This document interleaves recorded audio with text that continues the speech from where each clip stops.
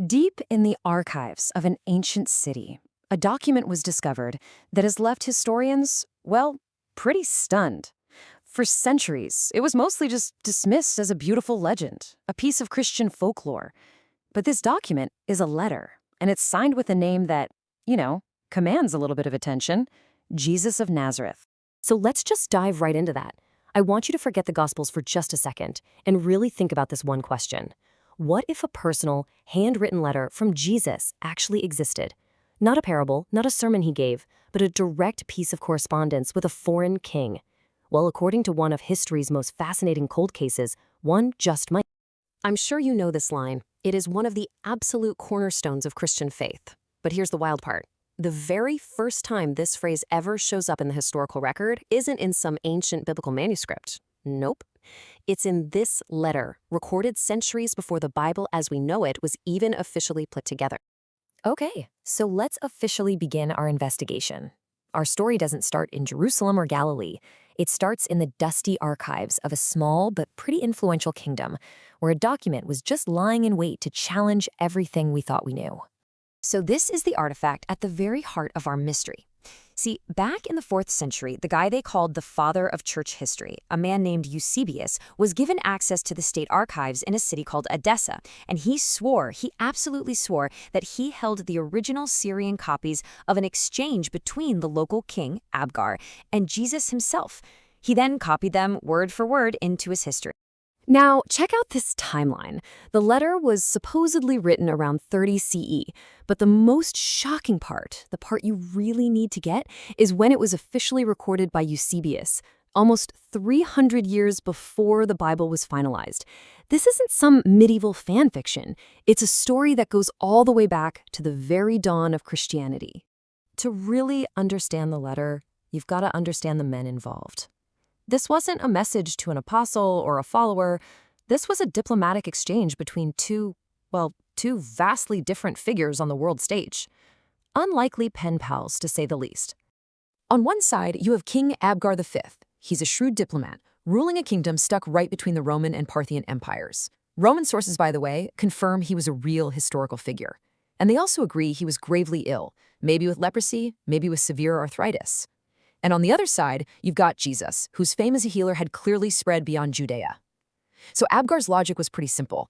If this guy can perform miracles, maybe he can help me. But he didn't just ask for a favor. He offered political asylum to a man who was already a target, a man awaiting trial. That's a huge deal. Now, you have to admit, if this was a forgery, it was an incredibly bold one. But if it's real, it rewrites a huge chunk of history. So let's put on our detective hats and examine the clues, starting with the biggest objections people have. And here it is, the first big red flag for the skeptics. The letter Eusebius found was written in Greek, but Jesus and his disciples spoke Aramaic. So, case closed, right? A clear forgery.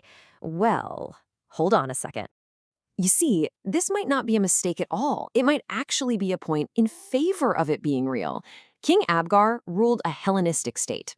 All official mail, all the state archives, everything was in Greek. His own letter to Jesus was almost certainly written in Greek. So Jesus, whose message would later be spread in dozens of languages, simply replied in the international, diplomatic language of the time. It wasn't an error, it was a sign of intelligence and just plain practicality. Now, this is where it gets really interesting. We have to look at the content of Jesus' reply. He actually declines the king's invitation, saying he has to finish his mission first. But then he makes this very specific, almost contractual promise. And this is what truly sets the letter apart from, anything else. The letter lays out a series of clear, totally verifiable steps. Now, this is so critical because if you were a forger, if you were just making this up, you would almost certainly describe a direct, instantaneous miracle from Jesus himself, right? Why would you invent a delayed promise that depends entirely on a third party? It's a promise that could have been so easily disproven. Either the disciple shows up and heals the king, or he doesn't. That's a really risky story for a fabricator to invent. And that brings us to our final and maybe most compelling piece of evidence, the identity of that disciple. According to Eusebius and other independent Syrian sources, after Jesus' death and resurrection, a messenger did arrive in Edessa, and he was not who you'd expect. So here's the huge problem for the forgery theory. The man who supposedly showed up was Thaddeus. He was one of the 70 apostles, not one of the famous 12. Now think about it. If you are inventing a story from scratch to give your city ultimate credibility, why on earth would you pick a second-string apostle? You'd pick Peter. You'd pick John. The choice of a minor figure like Thaddeus is such a strange, kind of inconvenient detail that it almost feels more like a real messy memory than a polished invention. So with all the evidence on the table, we're really left with three main competing theories. Let's break down the possible explanations for this whole Abgar-Jesus correspondence. So the first theory is pretty simple.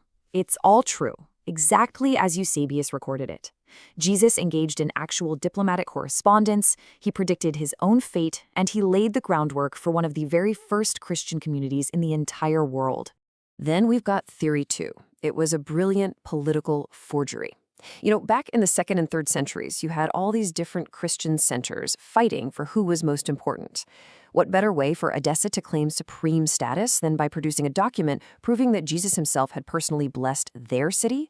It would have been the ultimate PR campaign of the ancient world. And the third theory is kind of the middle ground, a kernel of truth that just grew into a legend over time. Maybe a real Christian missionary, maybe it even was Thaddeus, did travel to Edessa, healed some important person, and started a church.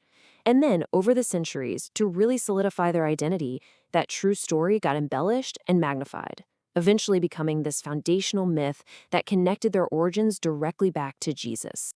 So where does all this leave us? While we can't prove what happened with absolute 100% certainty, our investigation does let us draw some pretty firm conclusions based on all the evidence we have.